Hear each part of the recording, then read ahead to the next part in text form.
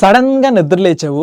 Time అయిపోయింది. School bell మోగిపోయింది. నువ్వింక పరిగెత్తడం మొదలెట్టావు బుక్స్ అన్ని పెట్టుకొని. తీరా చూస్తే క్లాస్ రూమ్‌లో ఎగ్జామ్స్ అంట. నువ్వేమి అసలు ఏమి చదవలేదనుకోని నీకనిపిస్తుంది. పేపర్ ఇచ్చాక నీకు అసలు ఇంకేం రావట్లేదు.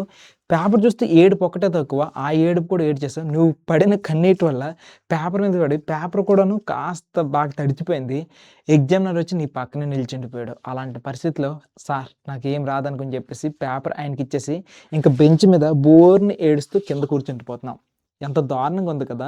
ఇది అంతా బాధపడుతున్న ఈ వ్యక్తి సడెన్‌గా ఉలిక్కిపడి ఇలా లేస్తే ఇదంతా నిద్రలోటొచ్చిన కల అనుకోని ఫీల్ అవుతూ ఈ మొఖంలోటి ఉన్నదాన్ని ఈ ఏడుపంతా కూడా ఎళ్ళిపోయింది. అయితే ఇది కలగా ఉంటేనే బావుంటది. రియల్ లైఫ్‌లో ఉంటే అసలు ఏం బాగోదు. మీరందరూ చిన్న పిల్లలురా! మీరు ఏడిస్తే ఏం బావుంటది చెప్పండి? ఎగ్జామ్స్ కోసం ఏడుస్తారా? మీరు నవ్వండి. ఓకేనా? చిన్న పిల్లలు నడిస్తే చాలా బాగోదు. కాబట్టి మీరు నవ్వండి. ఒకటి గుర్తుపెట్టుకో. ఒకప్పుడు రోజుల్లో టీచర్స్ లేరు, టెక్నాలజీ లేదు, సపోర్ట్ లేదు. ఓకే. ఆ రోజుల్లో అది చెల్లింది. కానీ ఈ రోజుల్లో చెప్తున్నా మీ భాస్కర్ అన్న ఉన్నాడు. మీ ఎగ్జామ్స్‌కి తోడుగా ఉన్నాడు. సో, పీడబ్ల్యూతో నడుస్తూ నీకు హ్యాపీగా తీసుకుంటూ వెళ్ళిపోతా. సరేనా? సో, ముందుగా అసలు ఏం ప్రాబ్లమ్స్ ఉన్నాయి? ఏంటి? అది మొత్తం చెప్తా. FA1 ఎగ్జామ్స్‌కి సార్ట్ ఔట్ చేద్దాం. సరేనా? సో, ముందుగా ఎగ్జామ్ టిప్స్ చెప్తా చూడండి. First panic mode. అందరికీ ఇదే ప్రాబ్లమ్. పానిక్, టెన్షన్ అసలు ఎక్కడి నుంచి స్టార్ట్ చేయాలి? ఎక్కడి నుంచి స్టార్ట్ చేయాలి? ఎక్కడి నుంచి స్టార్ట్ చేయాలి? ఇదే కదా నీ క్వెషన్. దీనికి క్లియర్‌గా ఆన్సర్ చెప్తా. చూడు. ముందుగా మనది యూట్యూబ్‌లో మ్యారథాన్స్ అనేవి ఇప్పుడు రాబోతున్నాయి FA1 కోసం. అండ్ ఈ మ్యారథాన్స్ అనేవి అలా ఫాలో అయిపో. మేము చెప్పిన క్లాసు, మేమిచ్చిన నోట్స్ ఈ రెండిటిని యూజ్ చేసుకో. హ్యాపీగా నీకు ఎక్కడి నుంచి స్టార్ట్ చేయాలనేది క్లారిటీ అనేది వచ్చేస్తుంది. ఎందుకంటే మేము కూడా ఎగ్జామ్స్‌కి ప్రిపేర్ చేస్తున్నాం కదా! సో, ఇక్కడ జరిగే మెయిన్ హైలైట్ థింగ్ ఏంటంటే హై వెయిటేజ్ టాపిక్స్ అన్నిటిని కూడాను సెగ్రిగేట్ చేస్తూ ఇవ్వడం జరుగుతుంది. కాబట్టి నువ్వు హ్యాపీగా ఈ మ్యారథాన్స్ చూసుకో సెట్ అయిపోతుంది. నువ్వు ఓన్‌గా చదువుకుంటూ ఉంటే హై వెయిటేజ్ టాపిక్స్ అనేవి చేసుకుంటూ వెళ్ళిపో. అయితే ఇంకొంతమందికి ఇది కూడా కాదు. కొంతమందికి బ్లాంక్ మైండ్. పాపం గట్టిగా చదువుతారు కానీ ఎగ్జామ్ హాల్‌కెళ్ళిన తర్వాత ఏం గుర్తుండదు.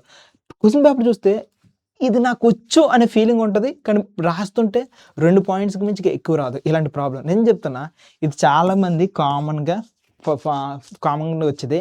ఇంకొక ప్రాబ్లమ్ ఏంటంటే ఆ స్టెప్ గుర్తొస్తే గాని ఆ నెక్స్ట్ స్టెప్ రాదు. ఆ కీవర్డ్ గుర్తొస్తే గాని నెక్స్ట్ ఆన్సర్ బిల్డ్ అవ్వదు. అలాంటి సిట్యుయేషన్ మాట. 2 పాయింట్స్ ఇస్తే ఇంత ఆన్సర్ అని రాయడానికి చాయిస్ ఉంటది కదా! అది గుర్తురాదు కదా! ఈ బ్లాంక్ మైండ్ ప్రాబ్లమ్ సాల్వ్ చేయడం ఎట్లా? వెరీ సింపుల్‌గా చెప్తా. ఏం టెన్షన్ లేదు. ముందుగా mind maps. So, mind maps అనేవి నీకు విజువల్ మెమరీ అనేది క్రియేట్ చేస్తుంది. ఓవరాల్ లెసన్ అంతటికి సంబంధించి కనెక్షన్స్ అనేది ఎస్టాబ్లిష్ చేస్తుంది. నీకేం టెన్షన్ లేదులే. పీడబ్ల్యూ నీకు తోడుగా ఉంది. ఇచ్చేస్తా మైండ్ మ్యాప్స్ పండగ చేసుకో. అండ్ రెండోది నువ్వు ఏదైతే ఆన్సర్ చదువుతున్నావో ఆన్సర్‌లో కనెక్షన్స్ అనేవి ఎక్కడైతే ఈ పాయింటే ఈ మొత్తానికి హార్ట్ అని అనుకుంటున్నావో ఆ పాయింట్స్ రాసుకోవడం మొదలెట్టు. ప్రతి క్వెషన్‌ని చదువు. క్వెషన్‌కి ఆన్సర్ సేవ్ అయితుంటాయి. వాటిలో మెయిన్ పాయింట్స్ రాసుకోవడానికి ట్రై చేయి. నీకు చాలా ఊరటనిస్తుంది. సరేనా? ఇంకొంతమంది ఇంకొన్ని ప్రాబ్లమ్స్ ఈళ్ళకొక ప్రాబ్లమ్ ఏంటంటే ఈళ్ళు రాత్రంతా గట్టిగా చదివేస్తారు.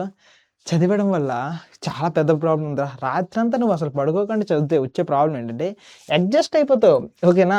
రేపు ఎగ్జామ్‌లో నువ్వు బాగా రాయాలంటే నువ్వు చదివిందేమీ గుర్తుండదు కాబట్టి మెమరీ రీకాల్ కెపాసిటీ అనేది తగ్గిపోతుంది. సో, ఇదే ప్రాబ్లమ్. ఇంకొకటి చెప్పనా? మహా అయితే బ్రెయిన్ 3 హవర్స్ పాటు యాక్టివ్‌గా తీసుకుంటది ఇన్ఫర్మేషన్.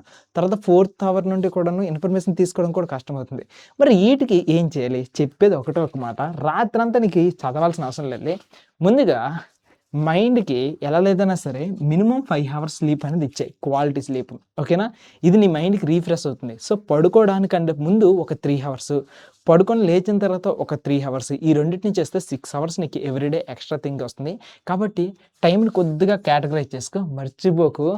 వన్ డే బ్యాటింగ్ చేస్తే పనులైపోతాయి. వన్ డే బ్యాటింగ్ చేస్తే పనులైపోతాయి అని అనుకుంటే చాలా కష్టమైపోద్ది. కాబట్టి వన్ డే బ్యాటింగ్ మంచిదే. కానీ ప్రతిరోజు ఇదే చేసుకుంటూ వెళ్తావా? కష్టమైపోదా? చూడు. డన్. ఇంకొంతమందికి రివిజన్ ప్రాబ్లమ్. ఓకే. సో, పాపం స్కూల్లోకెళ్ళిపోయాడు, క్లాసులు వినేసాడు, అన్నీ వినేసాడు. కానీ రివిజన్‌లో చాలా ప్రాబ్లమ్ వస్తుంది. దీనికి ఎలా చేసుకుంటూ వెళ్తాం? సింపుల్‌గా ఈటికి మళ్ళీ చెప్తున్నా. మైండ్ మ్యాప్స్ అనేవి లాస్ట్ మూమెంట్‌లో సూపర్‌గా సెట్ అయిపోద్ది. కీవర్డ్స్ ప్రతి క్వెషన్‌కి సంబంధించిన కీవర్డ్స్ అనేవి చూసుకొని అవే రాసుకో. ఎగ్జామినర్ ఆన్సర్స్ పెట్టేటప్పుడు మొత్తం అన్నీ చెక్ చేయడురా. కీవర్డ్స్ మాత్రమే చెక్ చేస్తారు. కాబట్టి కీవర్డ్స్‌ని నేర్చుకుంటూ ఎళ్ళు. సైడ్ హెడ్డింగ్స్ సైడ్ హెడ్డింగ్స్ నేర్చుకుంటే చాలు ఆన్సర్ ఆటోమేటిక్‌గా బిల్డ్ అయిపోద్ది. ఈ 4 ప్రాబ్లమ్స్‌కి నేను 4 సొల్యూషన్స్ ఇచ్చా. అయితే నీకు ఒకటే మాట చెప్తున్నా. ఇంకెంతకాలం ఈ వన్ డే బ్యాటింగులతో బాధపడుతూ ఉంటావు? ఈరోజు ఒక్కరోజు చూస్తేనే నీకు ఇంత పెయిన్‌ఫుల్‌గా ఉంది. లైఫ్ లాంగ్ ఇలానే కావాలనుకుంటున్నావా? సో, వద్దు.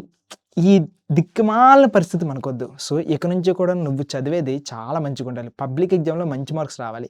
ఫ్యూచర్ నీకు మంచిగా బిల్డ్ అవ్వాలి. నాలెడ్జ్ అనేది చాలా బిల్డ్ అవ్వాలి. అలా అవ్వాలంటే ఏం చేయాలి? నువ్వు think beyond and think different. ఇలాంటి పరిస్థితి ఒద్దు. లైఫ్‌లో ఒకసారి ప్రాబ్లమ్ వచ్చింది ఓకే. కానీ సెకండ్ టైమ్ కూడా అదే ప్రాబ్లమ్ వచ్చిందంటే నువ్వు ఇంకా మారలేదు అలానే ఉన్నావు. సో, ఒక స్మార్ట్ వే ఏం చేస్తారో తెలుసా? చాలామంది స్టూడెంట్స్ 10థ్ క్లాస్ కోసము వాళ్ళకి నచ్చిన అన్నీ దగ్గరో, ట్యూషన్ దగ్గరో లేకపోతే ఇంకెక్కడెక్కడెక్కడో జాయిన్ అవుతూ ఉంటారు. ఇంక్లూడింగ్ మన ఖడ్గం బ్యాచ్‌లో కూడా జాయిన్ అవుతూ ఉన్నారు.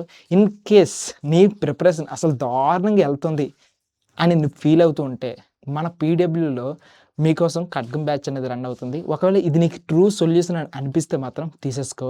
నీకు చెప్తున్నా హ్యాపీగా అయిపోద్ది. గుర్తుంచుకో ఇక్కడ మోటివేషన్ ఒక్కటే కాదురా! మోటివేషన్ ఉంటే పనులేం జరగవు. కాబట్టి right guidance, consistent preparation, practice ఈ 3 కూడా జరుగుతూ ఉంటాయి. సో, ఇది మేజర్‌గా అండ్ అన్నిటికన్నా మించి 10థ్ క్లాస్ ఎవరైనా చెప్తారు. కానీ 10థ్ క్లాస్‌కి మించి ఎక్స్‌ట్రా ఇన్ఫర్మేషన్‌తో ఎక్స్‌ట్రా ఎగ్జామ్స్‌కి ప్రిపరేషన్ చేయిస్తూ కూడా వెళ్తున్నాము. సో, ఇది అన్నిటికంటే థింగ్. అండ్ ఈ మొత్తం ప్రిపరేషన్ కూడాను జస్ట్ 2499 నీకు తెలుసో తెలీదో గానీ ఇండియాలోనే చీపెస్ట్ ప్రైస్ అనమాట ఇదేని. సో, 2499కి వచ్చేస్తుంది. అయితే ఇప్పుడే తీసుకుంటావేమో తీసుకోకు. 2 కండిషన్స్ ఉన్నాయి. ఒకటి ఖడ్గం 2.2 అనేది లాంచ్ అయింది. ఆ బ్యాచ్‌ని తీసుకో. ఒకవేళ నువ్వు మాతో పాటు వచ్చి ఫ్రెష్‌గా ప్రిపరేషన్ స్టార్ట్ చేద్దామంటే. రెండో point present independence day sale వల్ల 45% ఆఫ్‌లో ఉంది.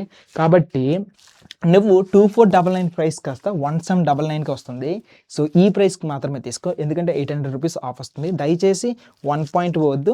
రెండోది 2.0 మాత్రమే తీసుకో. ఇదిగో నేమ్ అనేది తీసుకుంటూ వచ్చా. ఈ ప్రైస్‌కి మాత్రమే తీసుకో. అండ్ బై ది వే ఈ ప్రైస్ ఎక్కువ కాలం ఉండదు. ఐ థింక్ ఈరోజు 15 కదా! ఇంకొక 2 డేస్ ఎంతో ఉంది. సో, 18థ్‌కి అయిపోతుంది. సో, ఏదైనా నీడీ డెసిషన్ సెల్ఫ్ ప్రిపరేషన్ చేసుకుంటా ఉంటే ఆల్ ది బెస్ట్. లేదు గైడెన్స్ కావాలంటే వచ్చే పీడబ్ల్యూ ఫ్యామిలీతో నేను టాప్ చేసి పడేస్తా.